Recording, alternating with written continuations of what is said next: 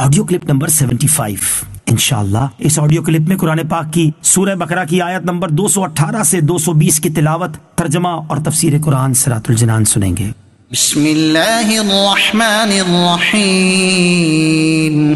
ترجمہ: اللہ کے نام سے شروع جو نہایت مہربان رحمت والا ہے۔ ان الذين آمنوا والذين هاجروا وجاهدوا في سبيل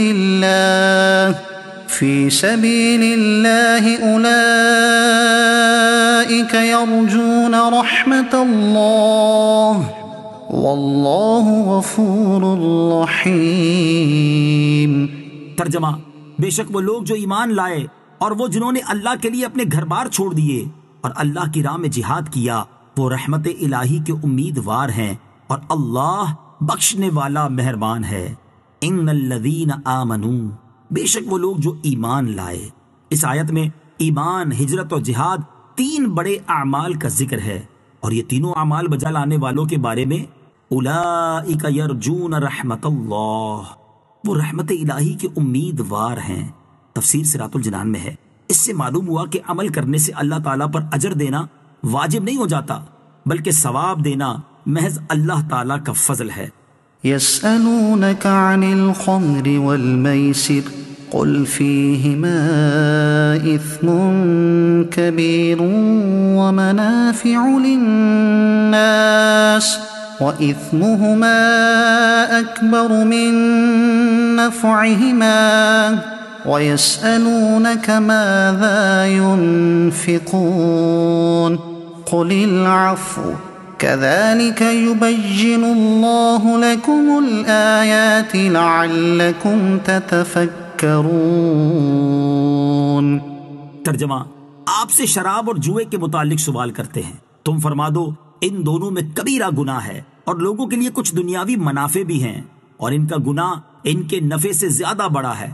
آپ سے سوال کرتے ہیں کہ اللہ کی راہ میں کیا خرچ کریں، تم فرماؤ جو زائد بچے۔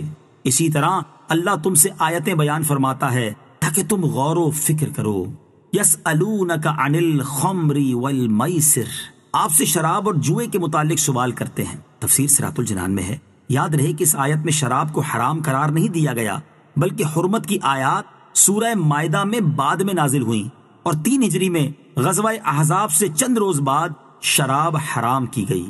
وَيَسْأَلُونَكَ مَاذَا يُنْفِقُونَ، آپ سے سوال کرتے ہیں کہ کیا خرچ کریں۔ تفسیر خازن میں ہے کہ سرکار دو عالم علیہ الصلوۃ والسلام نے مسلمانوں کو صدقہ دینے کی رغبت دلائی تو صحابہ کرام نے عرض کی صدقہ کی مقدار ارشاد فرما دیں کہ کتنا مال راہ خدا میں دیا جائے۔ اس پر یہ آیت نازل ہوئی اور فرمایا گیا کہ جتنا تمہاری حاجت سے زائد ہو۔ ابتدائی اسلام میں حاجت سے زائد مال خرچ کرنے کا حکم دیا گیا۔ صحابہ کرام اپنے مال میں سے اپنی ضرورت کی مقدار لے کر باقی سب راہ خدا میں تصدق کر دیتے تھے۔ یہ حکم اگر بطور فرض کے تھا تو زکوٰۃ کا حکم نازل ہونے سے منسوخ ہو گیا، اور اگر نفلی حکم تھا تو آج بھی مستحب طور پر باقی ہے۔ فی الدنیا والآخرہ ويسألونك عن اليتامى قل إصلاح لهم خير وإن تخالطوهم فإخوانكم والله يعلم المفسد من المصلح ولو شاء الله لأعنتكم إن الله عزيز حكيم۔ ترجمہ: دنیا اور آخرت کے کاموں میں غور و فکر کر لیا کرو، اور تم سے یتیموں کا مسئلہ پوچھتے ہیں، تم فرماؤ ان کا بھلا کرنا بہتر ہے، اور اگر ان کے ساتھ اپنا خرچہ ملا لو تو وہ تمہارے بھائی ہیں، اور اللہ بگاڑنے والے کو سنوارنے والے سے جدا خوب جانتا ہے، اور اگر اللہ چاہتا تو تمہیں مشقت میں ڈال دیتا۔ بے شک اللہ زبردست حکمت والا ہے۔ فی الدنیا والآخرہ، دنیا و آخرت کے کاموں میں۔ تفسیر صراط الجنان میں ہے۔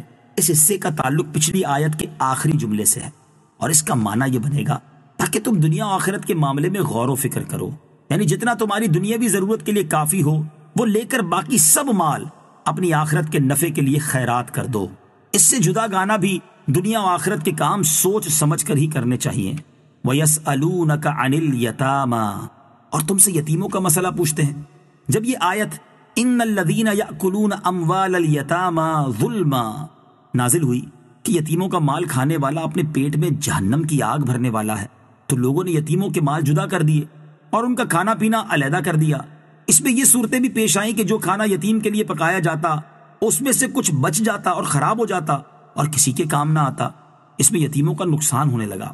یہ صورتیں دیکھ کر حضرت عبداللہ بن رواحہ رضی اللہ تعالیٰ عنہ نے حضور سید المرسلین صلی اللہ تعالیٰ علیہ وسلم سے عرض کی کہ اگر یتیم کے مال کی حفاظت کی نیت سے اس کا کھانا اس کے سرپرست اپنے کھانے کے ساتھ ملا لیں، اس کا کیا حکم ہے؟ اس پر یہ آیت نازل ہوئی اور یتیموں کے فائدے کے لیے ملانے کی اجازت دی گئی، لیکن ساتھ ہی یہ تنبیہ فرما دی کہ تمہیں یتیموں کے فائدے کے لیے مال ملانے کی اجازت تو دے دی گئی ہے، لیکن کون اچھی نیت سے یتیموں کا مال ملاتا ہے اور کس کی نیت میں فساد ہوتا ہے یہ اللہ تعالیٰ بہتر جانتا ہے۔ یہ نہ ہو کہ ظاہراً تو یتیموں کو فائدہ کر رہے ہو اور حقیقت میں ان کا مال ہڑپ کرنے کا ارادہ ہو۔ آیت مبارکہ کا یہ حصہ واللہ یعلم المفسد من المصلح، کہ اللہ تعالیٰ اصلاح کی نیت والے اور فساد کی نیت والے دونوں کو جانتا ہے۔ یہ فرمان نہایت جامع ہے اور زندگی کے ہزاروں شعبوں کے لاکھوں معاملات میں رہنمائی کے لیے کافی ہے۔ جہاں ایک ہی چیز میں اچھی اور بری دونوں نیتیں ہو سکتی ہیں، وہاں دوسرے لوگ اگرچہ بری نیت کو نہ جانتے ہوں لیکن اللہ تعالیٰ تو جانتا ہے۔ یتیموں سے متعلق 2 احکام۔